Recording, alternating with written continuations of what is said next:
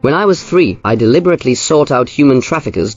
And had them abduct me. Later, a wealthy couple named Gu came to our door, crying and begging to take their biological son back home. But my foster mother locked me up and whipped me mercilessly. Only my son is worthy of being the Gu family's young master. Once our Zhao Hao becomes the heir of the Gu family, we'll never have to worry about money again. And so, my foster mother's son, Zhao Hao, was taken away by the Gu family, while I stayed behind, enduring their beatings and scoldings. But instead of the fortune they were expecting from Zhao Hao, what they received was a broken child, beaten black and blue, returned to the mountains. I'm warning you, Zhao Hao will be back from the Gu family soon. Don't you dare ruin his future. My foster mother slapped me hard across the face. What's that look in your eyes? Remember this, Zhao Hao is the Gu family's young master. If you ever say something you shouldn't in front of the Gus, you'll be as good as dead. I didn't speak, but I couldn't help sneering inwardly. From the moment Zhao Hao was taken away, I already knew how this story would end. Just then, a child ran over. Aunt Liu, the car is here. It's a luxury car. My foster mother hurriedly threw me aside and rushed to the gate to light firecrackers. The luxury car stopped steadily at the entrance, and out stepped a well-dressed, elegant couple. My foster mother immediately put on her most obsequious smile and greeted them. Mr. Gu, Mrs. Gu, I am Liu Kuifen, the one who adopted Zhao Hao back then. When Zhao Hao came to our family, the traffickers asked for 100,000. I didn't even hesitate before paying. Our family may be poor, but Zhao Hao never suffered. I've always given him the best food and care. The parents covered their noses in disgust. Enough. Don't say another word. We're here today to return Zhao Hao to you. My foster mother froze on the spot. Return him? What do you mean by that? Where is he? Why don't I see him? Mrs. Gu pointed in disgust toward the van parked behind them. My foster mother turned to look, her face going even paler. Why would Zhao Hao be in a van? Eric, the bodyguard, slid open the van door. My foster mother let out an earth-shattering scream. Zhao Hao, my Zhao Hao. She dragged him out of the van. That was when I finally saw him clearly. Every inch of Liu Xiao's skin was bruised and purple, his belly faintly scarred. He was perfectly fine when I gave him to you. What have you done to him? Mr. Gu furrowed his brows, face stern. Jackson, and you dare ask us that? You handed us a fake, trying to pass off some worthless wretch as me, the Gu family's young master. The fact that I didn't kill him outright was already merciful. My foster mother froze, and after a moment, she spoke with a guilty tone. What fake? You were the ones who came to me saying the boy I adopted was your son. That's why I gave Zhao Hao to you. We've already investigated. Back then you had both a biological son and an adopted son. Liu Zhao Hao is your real son, isn't he? Nonsense. My own son died long ago. Zhao Hao is your biological child. You really won't give up until you're forced. Hold her down. 2 drivers pinned my foster mother to the ground. My uncle stomped on her hand. Tell me where my son is. Zhao Hao is your child. My uncle pressed down harder on her hand. Seeing the time was right, I stepped forward from the crowd. Dad, I am the son you've been looking for. I ignored her and walked straight up to my uncle. Liu Xiaoai is indeed Liu Kaifen's biological son. I am the one you're looking for. No, he's lying to you, Mr. Gu. He has nothing to do with your family. Back then, I wanted candy, but you refused. So I snuck out and was abducted in the mountains. I have a round birthmark on my shoulder, and I wore a gold bracelet on my hand. I opened my palm, revealing a small, round bracelet. I buried this bracelet under the tree in the yard. I've been waiting for this day ever since. Damn you, Zhuang by fan. When did you hide that bracelet, you wretch? Why didn't I strangle you back then? Mrs. Gu snatched the bracelet from me. She tore open my shirt and looked at my shoulder. There's the Gu crest, he's ours. She pulled me to her side, suppressing her disgust. She tore open my shirt and looked at my shoulder. The birthmark matches too. Husband, this is our son. My foster mother finally gave up resisting, glaring at me with venomous hatred. Amidst the envious stares of the crowd, I climbed into the luxury car. Perhaps because we had been apart for so long, no one spoke on the way. Then Mrs. Gus' phone rang. When she saw the caller ID, her expression softened into the warmest smile. Chushing, Mommy and Daddy are coming back soon. Stay in the hospital a little longer. You'll have surgery very soon. As soon as we arrived at the Gu estate, Mrs. Gu ordered the maid to take me to bathe. Inside, I tried to use the hot water, but couldn't figure it out. When I went to ask a servant, I overheard voices in my room. The name Zhuang Bifan is so unpleasant. Should we change it back? Why bother? He's just a blood bank for Chushing. I don't think he even needs a name. Then I'll have the maid slip medicine into his water. Once he's asleep, We'll take him to the hospital. Chushing can't wait any longer. So the Chushan they spoke of was my older brother, sick with leukemia since childhood. I was born only to be his cure. I never expected that after all these years, he would still be alive. I quickly bathed in cold water. Sure enough, on my bedside table I saw a glass of water. I poured half into the sink to fake it, then set the glass back down. I lay on the bed, closed my eyes, and waited. After some time, the door opened. My parents whispered in my ear, Jung Bafan, Jung Bafan. Seeing no response, she waved her hand. A few people quietly lifted me from the bed and loaded me into the same van that had carried Liu Zhao. The ride wasn't long before we stopped. They carried me out, and I heard Mrs. Gu say, "This is Chushing's brother. Begin the transplant immediately." The doctor's tone was hesitant. Last time Mr. Gu's transplant failed due to mismatched blood types.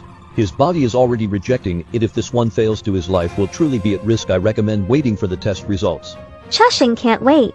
Another test will take days, and he might not survive that long. I conceived this child after genetic screening to ensure compatibility for Chushing's transplant. Last time we made a mistake with the wrong person. This time we can't be wrong. That's right, doctor. I can guarantee this is truly Chushing's younger brother. Finally, the doctor sighed. I was pushed into the operating room. From my spine, the marrow was extracted. The pain was unbearable, but I clenched my teeth and endured. Just when I was about to faint, the procedure was done. The marrow was rushed into Chusheng's body. After a long while, the operating room doors opened. Mrs. Gu rushed forward with excitement. Doctor, how is Chushing? The surgery was successful, wasn't it? But the doctor shook his head. There was rejection during the transplant. Signed the critical condition notice. Mrs. Gu froze in disbelief, then turned sharply to glare at me. Rejection? Impossible. The compatibility was confirmed before, unless he's not really our son. My parents grabbed the doctor's collar. You must explain this to me. The doctor helplessly pulled her back. Mrs. Gu, if you keep this up, your son may really be in mortal danger, even if he is your biological child. Rejection after a transplant is sadly common. Sign the forms now. Jackson signed the critical condition notice. Ariana wailed loudly in his arms, crying. My Chushing. She came over and grabbed my clothes. You were born after IVF matched to Chushing's blood type. How could this happen? If anything happens to Chushing, I will make you pay with your life. She pinched me hard. I pretended I hadn't fully woken and held back the pain. Just then, the operating room door opened again and the doctor removed his mask. The patient is not in immediate danger for the moment. He's being observed in the ICU. You aren't needed here. Ariana exhaled in relief, then glared and threatened the doctor. No matter what, you must save my animal, otherwise I'll make you regret it. In theory, a matching had been done before and there shouldn't be a problem. I recommend you run another compatibility test. It will also help the doctors find the cause of the rejection. Jackson and Ariana exchanged a glance and nodded, so I was taken to have blood drawn again. During the draw I opened my eyes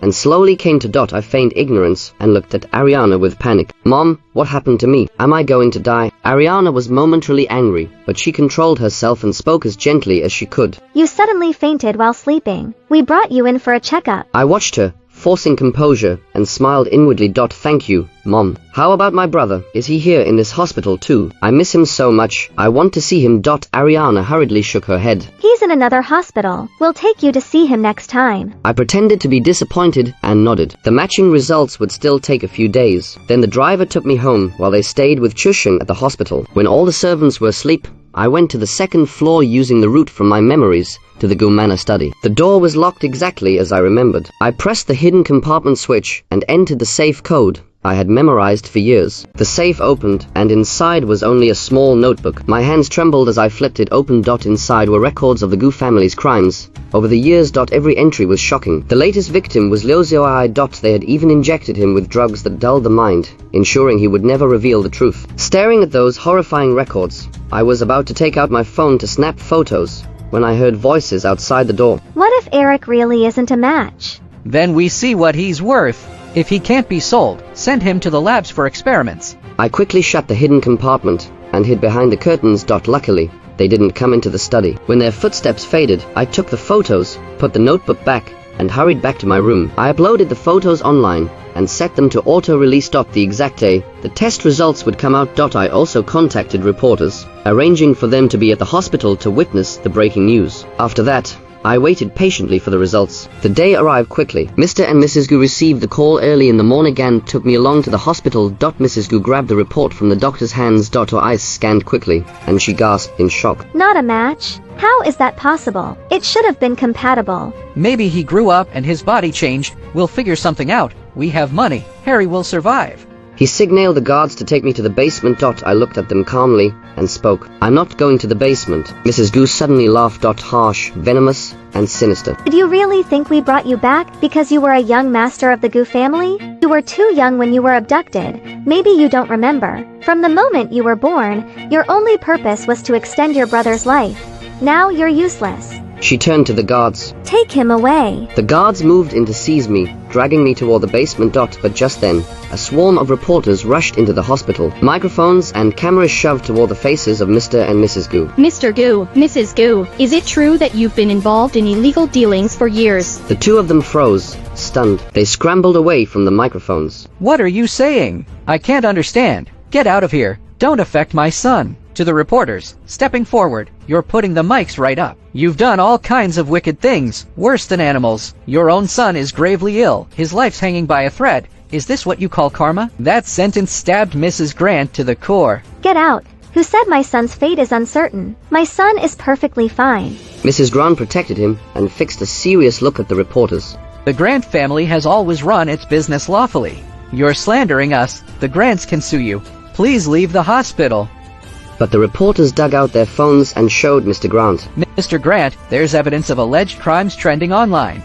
Every post is crystal clear. How do you explain this? Mr. Grant's eyes widened at the photos on the screen. A moment later he glared at me, then with force grabbed my collar. Was it you? Was it you? I gave a light, humorless laugh and said nothing. Mr. Grant turned to the reporters and said, "This is my second son. When he was little, seeing how we cared for our sick eldest son, he ran off and was kidnapped. He's harbored a grudge against us ever since and has been fabricating evidence to get revenge." Think about it, everyone. The Grant family donates to charity every year. How could we possibly be committing crimes? The reporters froze at that explanation. A second son. Suddenly it looked like family strife. That really is an unfilial child. Being kidnapped wasn't the parents' choice. Now that he's been found, and he still wants to take revenge on them.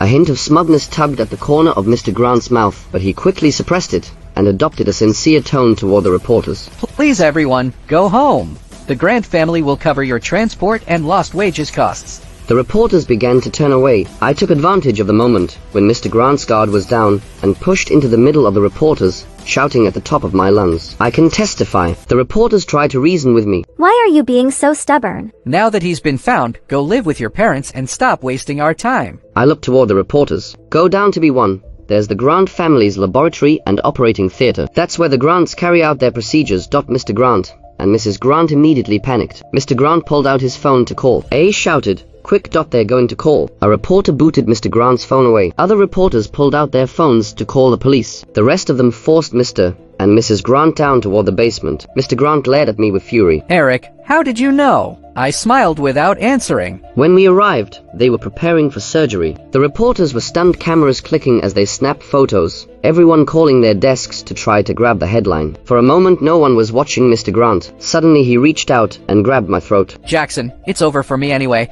I'll kill you today. Had his hands tied around my neck while the reporters were busy posting the story. Then, suddenly, the police kicked Mr. Grant to the ground. Don't move. Mr. Grant and Mrs. Grant were restrained by the police, heads bowed and silent. An officer on the scene asked me, "How did you know there was a laboratory and an operating theater here?" I glanced at Mr. and Mrs. Grant on the floor. I've known since I was little. Mr. and Mrs. Grant, they suddenly looked up at me. You really heard it back then? I nodded. That's right, I heard it. Then why didn't you report it sooner? I gave a calm smile. I was just a kid. I overheard them doing illegal things, so I lied and said I wanted candy to get close. They wouldn't buy me candy. Said it was bad for my health. So I ran out and happened to meet traffickers. I begged the traffickers to take me away. So you were willingly taken. Why?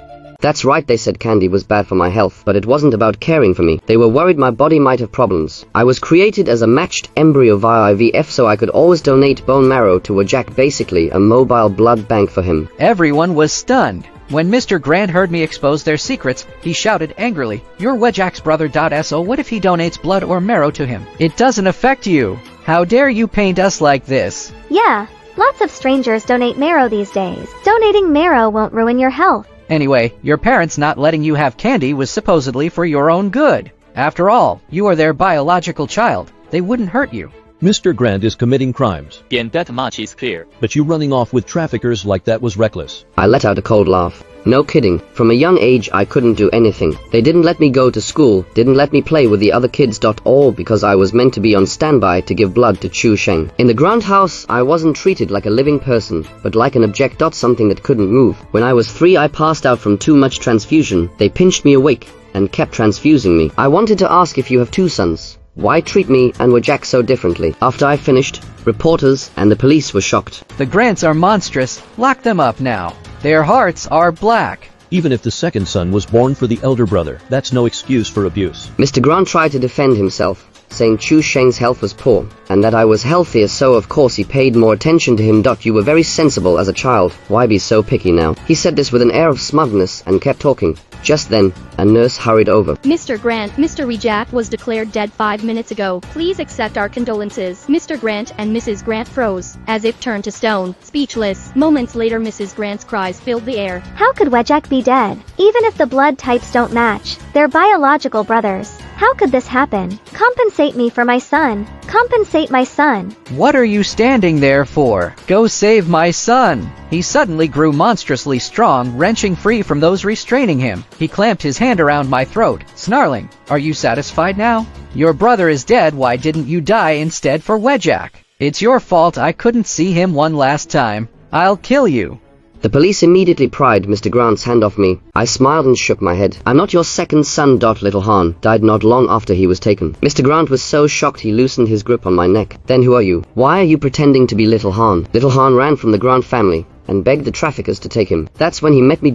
I had also been taken. You had reported him missing, but you didn't trust the police. You insisted on looking for him yourself. Your search made such noise that the traffickers fled with us. While we were running, Little Han was hit by a rock trying to protect me. He bled out and died. He wouldn't have died so easily if you hadn't drained him of blood. For Wajak before he ran. He was so weak he couldn't survive. I never forgot you. I never forgot the password. Finally, I've avenged Little Han. Tears streamed down my face as I spoke. I was just a useless kid from an ordinary family. After my mother died, my alcoholic uncle sold me to traffickers. I didn't want to live, but Little Han told me his story, comforted me, told me even if we were sold into the mountains we had to survive, there would be hope. Don't forget me, he said. When we grow up, we'll play together. But he never got the chance to grow up. When I finished, everyone fell silent. So you knew you weren't a match for Chu Sheng's marrow and deliberately harmed him. Officers, arrest him. He's suspected of intentional homicide. Even now, he's unrepentant. The police shook their heads and sighed. You were taking his marrow without telling him. He never volunteered his marrow. How does that make intentional homicide? You were simply too greedy, thinking you could stand above the law. The reporters snapped photos and rushed off to file their stories. When the news broke, it shocked everyone. All those involved were brought to justice. Callie called me,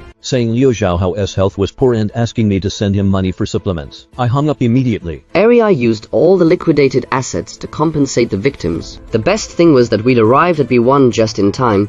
The person about to be operated on survived. He came to thank me over and over, insisting on sending a gift. I firmly refused. He looked me over and suddenly said, I have a client named Zichuang. He once told me his son was missing. I saw the news you were missing too. You look a lot like his son in the photo. Maybe he's your biological father. I was surprised. My mother had left not a word before she died. Still, I decided to go see. If this Mr. Juan really was my father, at least I'd still have a family.